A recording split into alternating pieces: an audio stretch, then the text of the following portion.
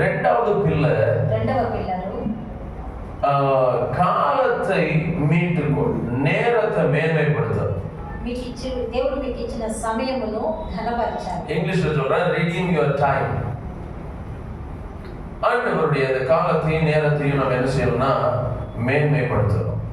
దేవుడు మనకి ఇచ్చిన కాలమును సమయమును ఘనపరచాలి. எபேசியர் 5:15-16 வசனங்களை நாம் வாசிக்கும் போது, காலத்தை பிரயோஜனப்படுத்திக் கொள்கிறவன் நாட்கள் பொல்லாதவைகளாய் இருக்கிறது என்று அணிந்து அதை கர்த்தருக்கு பிரயோஜனப்படுத்துகிறான் என்று வேதம் சொல்லுகிறது.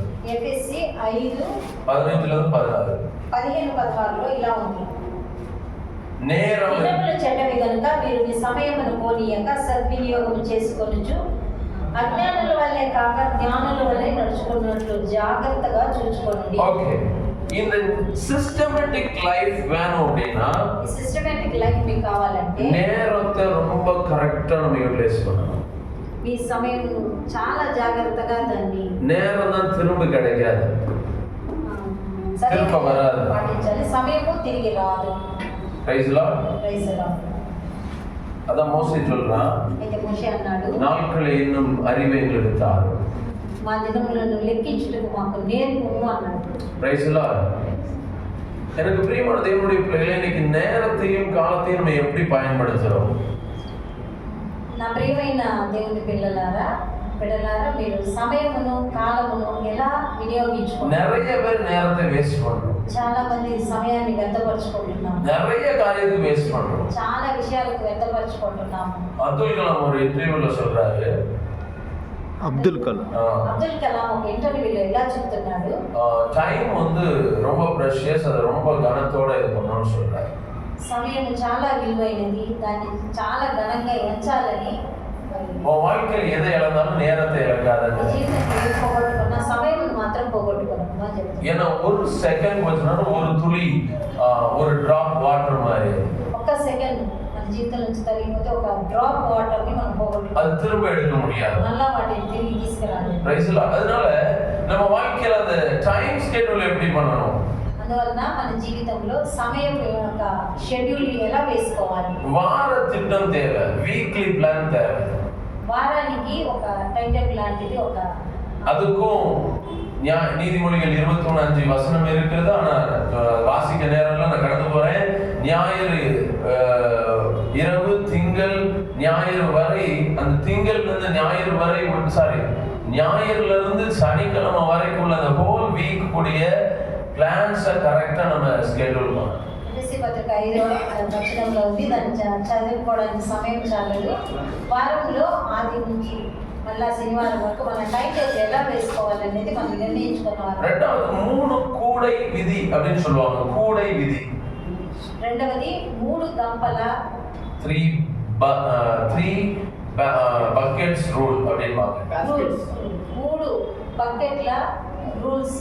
அந்த ரூல்ஸ்ல எப்படி அப்படின்னா, முதல்ல தேவன், మొదటి దేవుడు, இரண்டாவது குடும்பம், రెండవది కుటుంబము, மூணாவது வேலை அல்லது ஊழியம், మూడవది పని లేక పరిచర్య సేవ. Price Lord. சோ நம்மளுடைய கேலண்டர்ல, நம்மளுடைய டைம்ல எப்பவுமே கர்த்தரையும் கர்த்தர் நமக்கு தந்த குடும்பத்தையும் ஃபர்ஸ்ட்ல வைக்கணும். సో దేవుడు మనకి ఇచ్చిన జీవిత విధానంలో మొదట దేవుడు, రెండవది కుటుంబము, మూడవది పని, அதுக்கு பிறகுதான் மத்த எல்லாம், తర్వాతనే మిగతా. இன்னைக்கு நிறைய பேர் என்ன செய்யறாங்கன்னா வேலைன்னு போவாங்க. చాలా మంది ఈ దినాల్లో ఎలా ఉన్నారంటే పనులు பணம்னு போவாங்க. డబ్బు అని కనిపిస్తున్నారు. எல்லாத்தையும் சேர்த்து வச்சு திரும்பி பார்த்தா இங்க எல்லாமே அழிஞ்சு போயிருக்கும். అన్నీ చేసేసి దాచుకున్నాక వచ్చి తిరిగి చూస్తే అక్కడ అన్నీ మొత్తం కొట్టుకొని పోయి ఉంటుంది. அப்போ ஒரு தேவ மனுஷி எப்படி இருக்கணும்னா, దేవుని முதல்ல கர்த்தரை தேடணும். దేవుని యొక్క బిడ్డలు ఎలా ఉండాలంటే మొదటి దేవుని వెతకాలి. రెండవதாக நேரத்தை பிரயோஜனப்படுத்தணும். రెండవది సమయమును చాలా జాగ్రత్తగా వాడుకోవాలి. இதுல இந்த நேர விஷயத்துல சொல்ற மூணாவது காரியம், நேரத்தை திருடுவதை தவிர்க்கணும். సమయమును దొంగిలించడము మానుకోవాలి. இந்த டைம் வேஸ்டர்ஸ் ன்னு சொல்லுவாங்க. టైం వేస్ట్ చేసేవారు అంటారు. Praise the Lord. இந்த தேவையில்லாத சோஷியல் மீடியா, అనవసరమైన సోషల్ మీడియా, இந்த கட்டுக்கதைகள், டிவி, ఫోను இதெல்லாம் உங்க டைம் அழித்து விடும். ఇవన్నీ కూడా మన సమయాన్ని దొంగిలించేస్తాయి. டைம் இதுக்கு கொடுக்கிற டைம்ல கொஞ்சம் ஆண்டவருக்கு கொடுத்துருவாரு. దీనికి ఇచ్చే సమయం మనం దేవుడికి ఇచ్చి చూడండి. இதுக்கு கொடுக்கிற டைம் கொஞ்சம் உங்க குடும்பத்தோட உங்க பிள்ளைகளோடையும் பேசி பாருங்க. దీనికి ఇచ్చే సమయం మీ కుటుంబానికి మీ పిల్లలతో మాట్లాడచ్చు. உங்க உறவு பலப்படும். మీ యొక్క సహవాసం. எனக்கு பிரச்சனை என்ன தெரியுமா? பிரச்சனை என்ன தெரியுமா? வீட்டுல 4 பேர் இருந்தா 4 பேருக்கு 4 ஃபோன். ఈ దినాల్లో సమస్య ఏంటంటే నలుగురు ఉంటే నలుగురు చేతుల్లో ఫోన్. மனைவி கிச்சன்ல போனோட இருப்பாங்க. భార్య కిచెన్ లో ఫోన్ తో ఉంటుంది. பிள்ளைகள் ஆளாளுக்கு சோஃபால லிவிங் ரூம்ல அங்கங்க இருந்து போனை பார்க்கிறது. పిల్లలు ఒక్కొక్క రూమ్ లో లివింగ్ రూమ్ లో బెడ్రూమ్ లో అట్లా పిల్లలు நம்ம ஐயாமார் பெட்ரூம்ல காலாடிட்டு போனை பார்க்கிறது. అయ్యగారు బెడ్ మీద కాలు ఊపుకుంటా ఫోన్లు చూడటము. மொத்தத்துல போன்லயே வாழ்க்கை முடிஞ்சிருச்சு. మొత్తానికి కుటుంబం అంతా కూడా ఫోన్లతోనే సమయం గడిపేస్తారు. இப்படி போன்லயே இருக்கிறவங்களுக்கு எதுக்கு கல்யாணம் எதுக்கு குடும்பம்னு எனக்கும் தெரியல. ఇలా ఫోన్లో ఉండే వారికి ఎందుకు పెళ్లి ఎందుకు పిల్లలు అని నాకు అర్థం కాదు. సో நேரம் ரொம்ப யூஸ் பண்ணணும். సమయాన్ని చాలా జాగ్రత్తగా వాడుకోవాలి. பிசாசனுக்கு ஒரு பேர் உண்டு, என்ன தெரியுமா? సాతానుకు ఒక పేరు ఉంది. ఏంటంటే என்னது சொல்லுங்க பாப்போம். அவனை பார்த்து வேதம் சொல்லுகிற ஒரு பேர் దొంగ, திருடன். அவன் திருடுறான், திருட வர்றான்.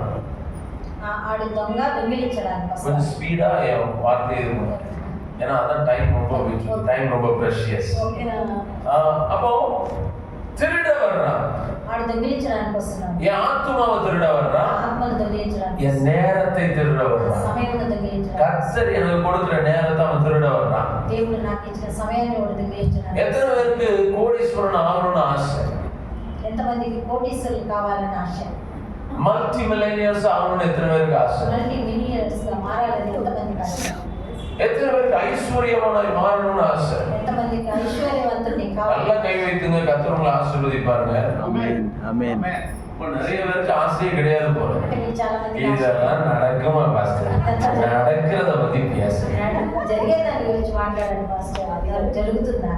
நான் சொல்றேன், నేను చెప్తున్నా, எனக்கு கர்த்தர் ஆயுசு நாட்களை கொடுப்பார் என்றால், నాకు దేవుడు ఆయుష్కాలం ఇస్తాడంటే, என் ஜீவன் போகிறதற்கு முன்பாக నా ప్రాణం పోయే లోపల நான் அநேகருக்கு கொடுக்கிற ஒரு ஐஸ்வர்யமானாய் மாற்றுவார். నేను అనేకులకు ఆమేన్. ఐశ్వర్యవంతునిగా నన్ను మారుస్తాను.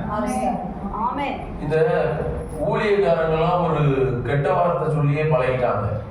సేవకులందరూ ఒక చెడ్డ మాటలు చెప్పి అలవాటు పడిపోయారు. எங்களை மாதிரி பாஸ்டர்ஸ் எல்லாம் ஒரு பொய் சொல்லியும் பழகிட்டாங்க. మాలాంటి పాస్టర్లు చాలా మంది అబద్ధం చెప్పే అలవాటు పడిపోయారు. தங்கத்தை சேர்க்காத, గోల్డ్ సమకూర్చుకోవద్దు, பணத்தை சேர்க்காத, డబ్బులు సమకూర్చుకోవద్దు, இதெல்லாம் இங்க விட்டுட்டு போனோம், ఇక్కడ వదిలేసి వెళ్ళిపోతాము, நீ வந்து பரலோகத்துல மட்டும் இதை சேர்த்து வை அப்படின்னு. పరలోకంలో నీ ధనమును దాచుకో అని చెప్తారు. ஆனா நான் படிக்கிற வேதம், నేను చదివే వాక్యం, என்னுடைய ஆண்டவர் யார் தெரியுமா? నా దేవుడు ఎవరో తెలుసా? அவர் ஐஸ்வர்ய சம்பன்னன். ఆయన ఐశ్వర్య సంపన్న. హల్లెలూయా హల్లెలూయా. அதே மாதிரி ஆண்டவர் சொல்ற பொண்ணு வெள்ளியும் கர்த்தருடையது, వెండి బంగారం నాది అన్నాడు దేవుడు. எல்லாமே கர்த்தருடையது. అన్ని ఆయనవే. சரி, இன்னொன்னு சொல்றேன், ఇంకొకటి చెప్తాను. ஐஸ்வர்யமும் கனமும் எங்க இருந்து வருது தெரியுமா? பிசாசுகிட்ட இருந்து இல்ல, கர்த்தர்கிட்ட. ఐశ్వర్య ధనము ఏదంటే ఆయన నుంచి వస్తుందంటే ஆண்டவரிடத்துல இருந்து வருது. దేవుని దగ్గర నుంచి వస్తుంది. Praise the Lord. இங்க யாரெல்லாம் அதை விசுவாசிக்கிறீங்களோ கர்த்தர் உங்களை ஐஸ்வர்யவானாய் மாற்றுவார். ఎవరైతే మీరు విశ్వసిస్తారో అలాంటి వాళ్ళని దేవుడు ఐశ్వర్యవంతులుగా మార్చుతారు. இன்னைக்கு நம்ம பிரசன்னம் பண்ண ஆரம்பிச்சிட்டோம், பேசுறோம், ஆனா நம்ம அனுபவிக்கல. ఈ దినాల్లో ఎలా ఉందంటే ప్రసంగాలు చేస్తాము, எப்படின்னா మాట్లాడతాము, ஆபிரகாமை ஆசீர்வதித்தவர், ఎలా అబ్రహామును ఆశీర్వదించాడు, பூமி தாங்க கூடாத அளவுக்கு ஆசீர்வதித்தார். భూమి భరించలేనంతగా ఆశీర్వదించాడు. அப்புறம் யாபேசின் எல்லையை விரிவாக்கினார். యాబేసు యొక్క సరిహద్దుల విషయాలు சாலமோனை ஆசீர்வதித்தார். సొలొమోను ఆశీర్వదించాడు. இப்படியே பேசிட்டோம். ஏன் நான் எப்போ கர்த்தர் ஜெஃபர்சனை ஆசீர்வதிச்சாருன்னு சொல்றதுதான் ஆசீர்வாதம். ఇలాగే మాట్లాడుతున్నాం, కానీ జెఫ్సన్ని దేవుడు ఆశీర్వదించాడని ఎప్పుడు చెప్తాము? குறை சொல்றவன் எப்படி இருந்தாலும் குறை சொல்லுவான். కొరతలు ఎదిగేవాడు కొరతలు ఎదుగుతానే ఉంటాడు. நீங்க ஆசீர்வாதமா இருந்தாலும் குறை சொல்லுவான், நீங்க சைக்கிள்ல போனாலும் குறை சொல்லுவான். మీరు ఐశ్వర్యవంతుడుగా ఉన్న కొరత చెప్తాడు, సైకిల్లో వెళ్ళినా కొలతలు చూపిస్తారు. அப்போ இப்ப ஐஸ்வர்யவானா மாறணும் அப்படின்னா అయితే మీరు ఐశ్వర్యవంతులుగా இன்னைக்கு பெரிய பணக்காரர்கள இருக்கிற லிஸ்ட் எடுத்து பாருங்க. ఈరోజు పెద్ద పెద్ద ధనవంతుల యొక్క లిస్ట్ తీసి చూడండి. இவங்க எல்லாரும் பண்ற முதல் வேலை என்ன தெரியுமா? వీళ్ళందరూ చేసే మొదటి పని ఏంటో తెలుసా? எடுத்து நம்மளை விட பல மணி நேரம் மொபைல்லே பார்த்துட்டு இருக்காரு. తీసి చాలా మంది ధనవంతులు మొబైల్లో చూస్తూ ఉంటారు. வாட்ஸ்அப்லயே பார்க்கறது. వాట్సాప్ లోనే చూస్తుంటారు. செல்ஃபி எடுத்துட்டு அழகா இருக்கிற மூஞ்ச கூட సెల్ఫీ అందంగా తీసి అందంగా ఉండే మహాని కూడా கோணையா வச்சு போட்டோ எடுக்கிறது. అసహ్యంగా అటు ఇటు తిప్పి మోడల్గా அதை போஸ்ட் பண்றது. ఫోటోస్ తీస్తారు, పోస్ట్ చేస్తారు. இப்படிதான் நம்ம டைம் போயிட்டு இருக்குது. ఇలాగే మన సమయం అంతా వెళ్ళిపోతుంది. இந்த மல்டி மில்லியனர்ஸ் ஒரு நாள் இதெல்லாம் செய்ய மாட்டாங்க. మల్టీ మిలియనర్స్ ఇలాంటి పనులు ఒక్క రోజు కూడా చేయరు. ஏன்னா அவங்களுக்கு தெரியும் டைம் இஸ் வெரி இம்பார்ட்டன்ட். వాళ్ళకి తెలుసు సమయం చాలా విలువైందని. நீங்க காலத்தையும் நேரத்தையும் டைம் பிரஷியஸா பாருங்க. కాలమును సమయమును ప్రశస్తంగా మీరు ఎంచండి. ஐஸ்வர்யம் உங்களை தேடி வரும். ఐశ్వర్యం మిమ్మల్ని వెతుకోవాలి. ఆమేన్. நீங்களும் ஒரு நாள் மல்டி மில்லியனரா நிப்பீங்க. మీరు కూడా ఒక రోజు మల్టీ మిలియనియర్ గా ఉంటారు. Praise the Lord. ఆమేన్. விசுவாசிங்க. విశ్వసించండి.